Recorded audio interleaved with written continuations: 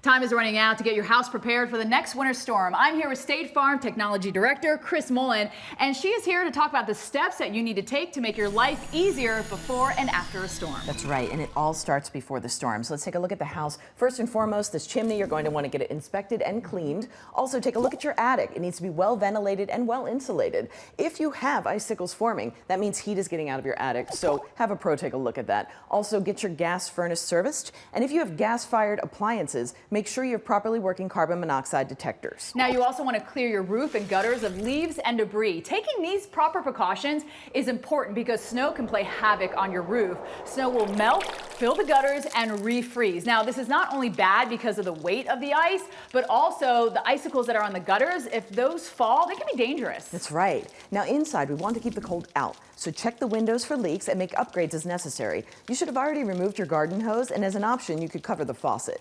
Also, make sure any outlet or intake vents for your furnace, dryer, or water heater on the side of the house are clear, and keep them clear during really big snowfalls. Now, it's also a good idea to have a backup generator to keep your heat going if the power goes out. That way, even during those really big snowfalls, if you take all these precautions, you're going to be inside enjoying the warmth.